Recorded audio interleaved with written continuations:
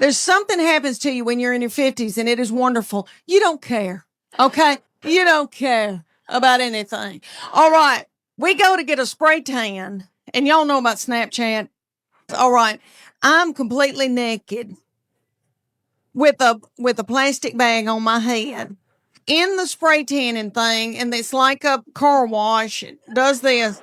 When it's cold outside, it feels like needles going in you. It's so cold. Oh, that's awful. But anyway, she started filming me on Snapchat, completely nude. Now, in my 30s and 40s, I would have been hysterical and I would have been in a ball and I would have been so torn up. In your 50s, at first I was like, and then I was like, I don't care. I think I may have gone, I don't care. Church of God, Becky and I joined the CrossFit in Knoxville. The CrossFit was run at the time by these little children. They were in their early 20s and they were beautiful and they looked like movie stars and their little fannies looked like baseballs. And I wanted my fanny to look like a baseball. So I made Church of God Becky join and she'll do whatever I say. So anyway, and I call her Church of God Becky because she was raised Church of God, so sweet, sheltered. Like I have to explain things to her, things like camel toe. We first get to the CrossFit. And if y'all don't know what CrossFit is, it's military moves like push-ups, pull-ups, burpees. I hate a burpee. Okay, all these things, they would put like a tractor tire in the parking lot and they'd set little Becky in it. And I would pull Becky across the parking lot as she was holding her purse. There's something happens to you when you're in your 50s and it is wonderful. You don't care. Okay? You don't care about anything. All right. We go to get a spray tan, and y'all know about Snapchat. There's a thing called Snapchat where you can video somebody and send it to your friend. Okay. Or send it out to the world, I guess. All right. I'm completely naked with a plastic bag on my head in the spray tanning thing, and it's like a car wash. It does this. And then you do.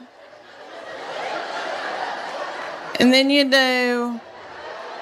And then you do. Okay. And when it's cold outside, it feels like needles going in you. It's so cold. Oh, that's awful. But anyway, she started filming me on Snapchat, completely nude. Now, in my 30s and 40s, I would have been hysterical and I would have been in a ball and I would have been so torn up. In your 50s, at first I was like, and then I was like, I don't care.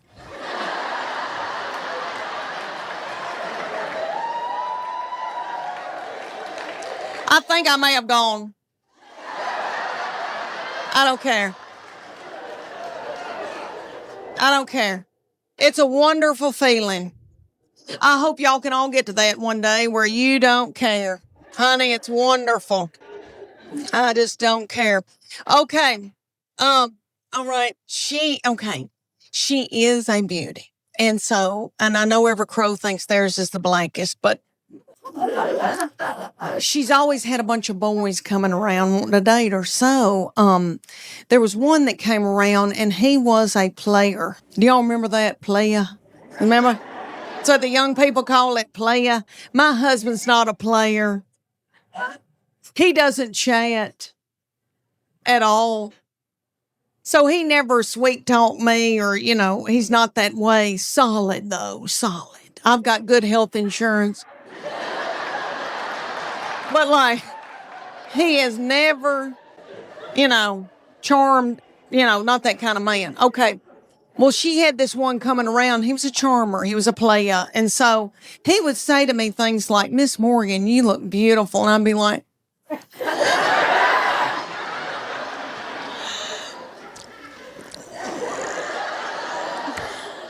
can I make you a casserole? And eventually they broke up, praise God, because I was exhausted. I was blowing my hair out every day and with a slow vaginal death. Is that what you're trying to... Well, you're not going to. You better get home right now, because I'm going to walk out in the woods and let the animals eat me.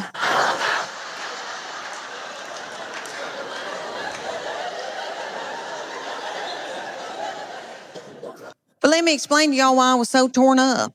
I had a 13-month-old baby girl in diapers and a 3-year-old little boy in Superman panties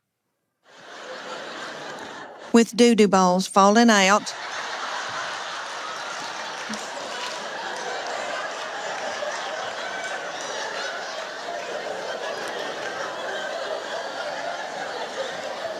At the grocery store. I thought, oh my Lord, did anybody see that?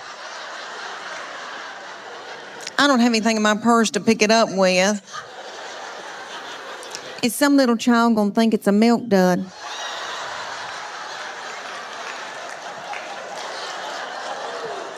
Let's just keep on moving, everybody. Just keep on moving. But God knew better than I did, because she's been a doll baby, but she's ruined. And I know I'm the one who did it. I was tired and beat down. So, anybody here who has more than 2, you know, good night by that 3rd and 4th one. You got to let them do what they got to do, you know. She still cries over anything. She cries because she knows she gets her way. I said, what's she crying about? She wants your toy. Well, just give it to her. I can't deal with it.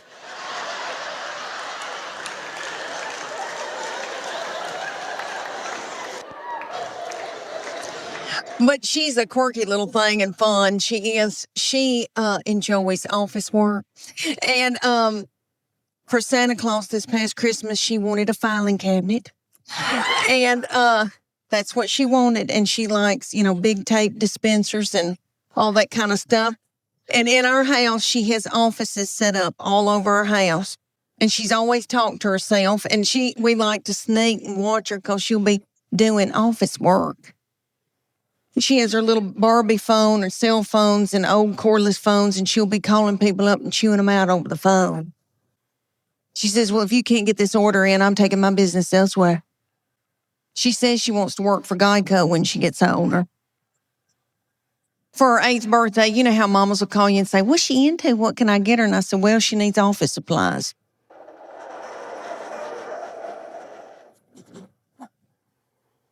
My oldest daughter has turned 11, and she's in 6th grade in middle school.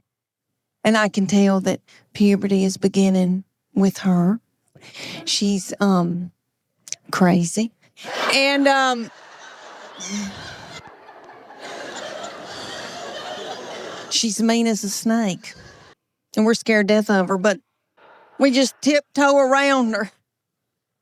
She cries a lot. She doesn't know why, and she tells us, I don't know why I'm crying. We just try to get through it. But I'm telling you, she can run a household. She's a grown woman. She has been ever since she got here. So I said, you're going to have to come in here, baby. I said, your daddy's going to take care of y'all. I'm going to Nashville for like 3 days. She bust out crying. I said, what's wrong? She said, don't leave us with him. He doesn't know where the food is.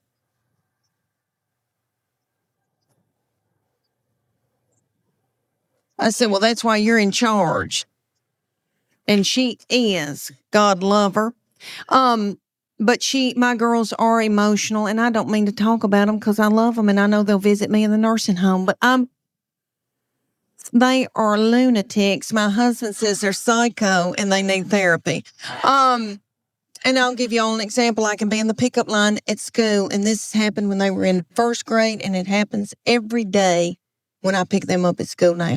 I'm sitting in the pickup line, and I can see them come out, and they are in a good mood.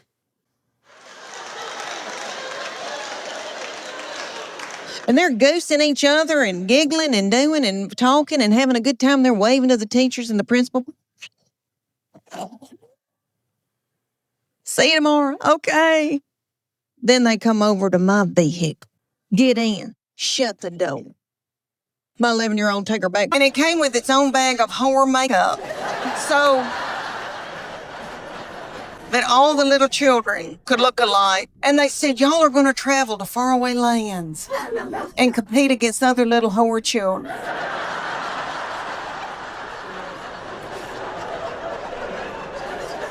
So we went to like Cincinnati or Atlanta. And we had to get hotel rooms and the gas and all of that. And then you drive up to a big coliseum, a huge coliseum. And there's tens of thousands of little whore children walking around. And my husband said, there could be pedophiles here. This is the awfulest thing I've ever, something's not right.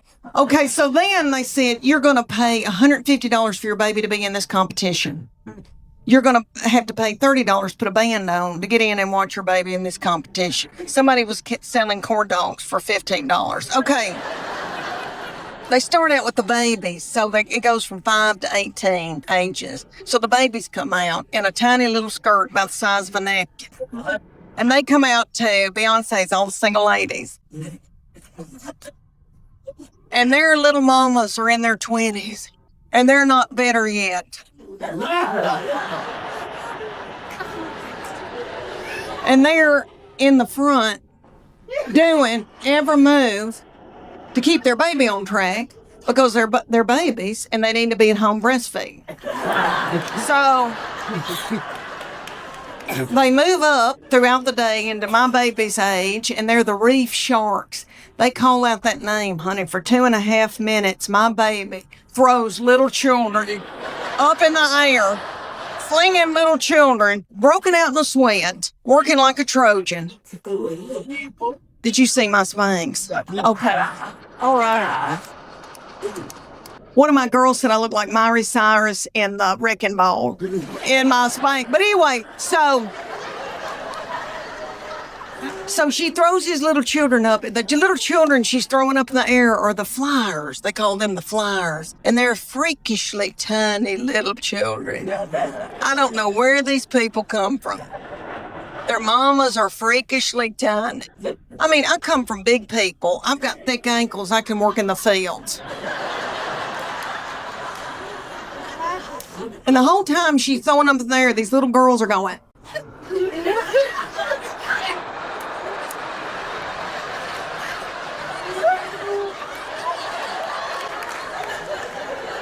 And nobody knows why, really. So at the end of the routine, after the 2.5 minutes, the finale, everybody hunkers down on the stage, puts their forehead on the stage, and my baby is the finale. She pops up and has a little child's foot in her hand and holds that child's